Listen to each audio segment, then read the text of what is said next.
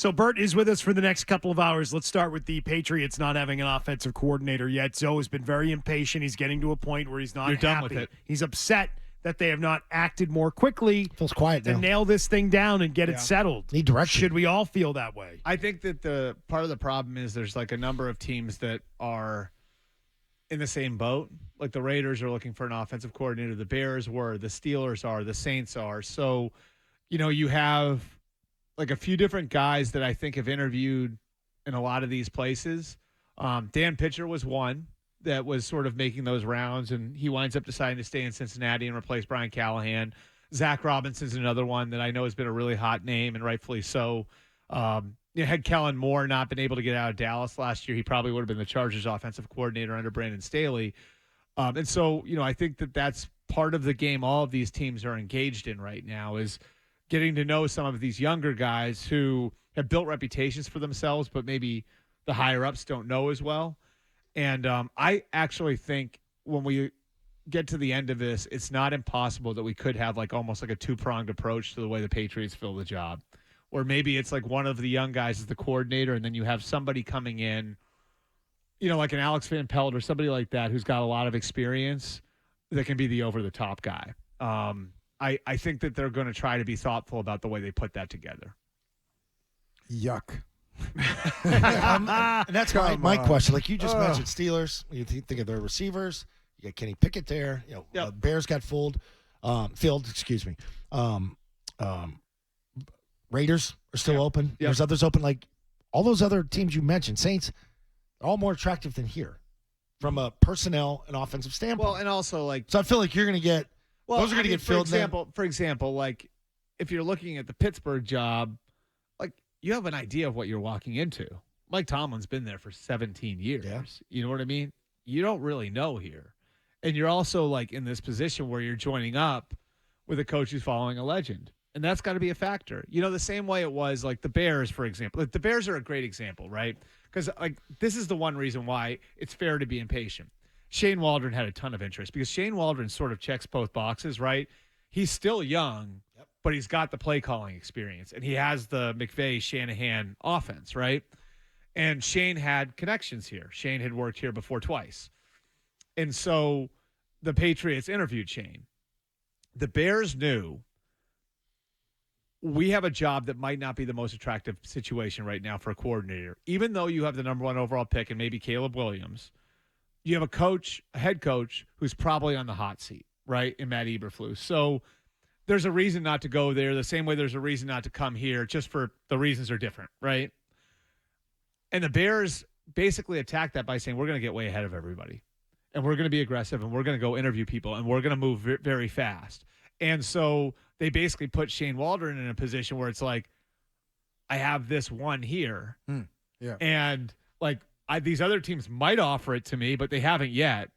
And so if you're that guy, So the Bears' aggression is why they got like what I think a lot of people perceive to be was the top guy in the market. But let me ask you this, because everybody says it's not a great job here. What's the greatest job? The best jobs aren't open. That's what I'm saying. So all these jobs, you said the Bears, not a great job. Going to the Panthers, that's not a great job. Pittsburgh, maybe. Pittsburgh would probably be the closest thing, right? But you got Kenny Pittsburgh, Pickett. you got those receivers, though. You have stability, but you've got Kenny Pickett at quarterback. They had Pickett and Mason Rudolph and all those guys. So any situation you look at, you go, all right, for the Patriots, you get the sense, I mentioned this earlier, are they willing to pay for the top job? If you want Zach Robinson, are you going to pay for him? You're going to pay 10% more than everybody else? I mean, because if you're if you're one of these guys and let's say you've been making $1 million as a quarterback's coach and the going rate for a coordinator is $3 or $4 million, like if somebody's offering you 2 and somebody's offering you 3 and somebody's offering you 4, that's not a hard decision. It's not a hard decision to make. You know what I mean? Like that's right, Beetle. And I mean, like seriously. Yeah. So, like that's another thing with the Bears. It's like Chicago's not perfect, but they're offering me $3 million. I don't know the number exactly, but but they're offering me $3 million a year now. Like, I have to take it, right? Yep, you do. You know what I mean? Yes, Take you do. it. Take the job. Take the job. Because you don't know. You don't know. I think the teams, you mentioned Carolina, you mentioned Pittsburgh. If I'm in their shoes, I look at Chicago or I look at Washington as being better because that's a blank canvas and you're going to get a young quarterback that you can mold. Yep. I would rather have the unknown of Caleb Williams or Drake May or Jaden Daniels than the known commodities that exist in Pittsburgh or Carolina. Derek Carr in New Orleans. Yeah. Give me the kid. Give me the new kid. Give me the guy with all the Because promise. if he And if it doesn't flourishes, pan out, if he stinks, if he flourishes, I'm going to get a lot of credit for developing him. If he stinks, it's going to be like, what'd you expect? So he wasn't any good. He was a bust. He was, Mac Jones. He was Justin Fields. It was any of those situations. I was talking to one of the guys the other night who's interviewed for a few of these, and he interviewed for Chicago, and he said to me, he's like normal preparation, goes through and watches some tape. He's like, I watched Caleb Williams, like that's an attractive job because because his whole thing was like this is a freak talent. And he's going to come in and he's probably going to play well right away. And if I think the guy's going to come in and play well right away, who's going to get credit for it? The coordinator. Yes. You know what I mean? The guy who's drawn up the plays. Certainly not Matt Eberflus. Yes. Right. Wow. He really thrived in the Eberflus system. But yeah, I mean, like if you're Shane Waldron and you save Matt Eberflus, you know who's not going to be there in 2025? Is Shane Waldron. Right? He's going to be somewhere else. So it's almost like the Dayball effect with Josh Allen. He worked with him for 4 years. Allen takes off, and now Dayball's a head coaching candidate somewhere else. Yeah.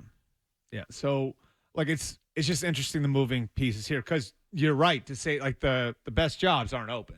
But do you think I've thought about this because I saw the stat the other day where every team has turned over its OC. That's 18, like whoever was the longest tenured OC was like named OC in like 18 or 19. It's unbelievable. So everybody's done it. It's amazing. So is the supply greater than the demand? Because there are some names that we're mentioning all these young names, but we still haven't mentioned. You mean the demand is greater than the supply? Exactly. I got it flipped around. Yeah. So no, I got it right. The supply. I think there are tons of OC candidates out there. Tons of. You think there are? Yeah. Okay. We still haven't mentioned. You mentioned Van Pelt, who's fired.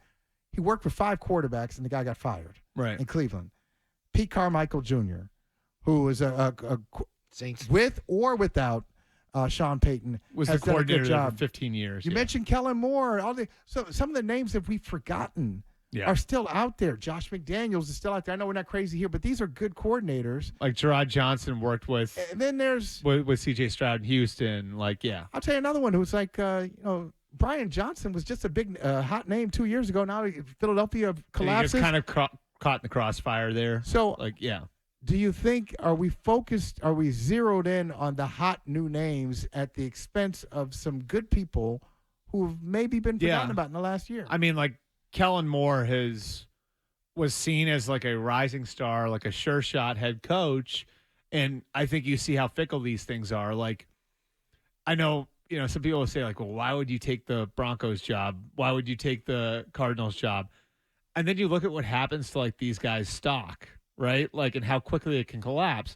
Kellen Moore, like 3 years ago, if you had said, is he going to be a head coach in 2024? Would have said, absolutely. He's an unemployed offensive coordinator now, And why is that? Well, it's a combination of things. It's because he was part of a fired staff with the Chargers, and because Dak Prescott looked better without him than he looked with him before, So there are circumstances where I think, what you're talking about is going and finding a depressed asset, or a distressed asset, there's some merit to that too.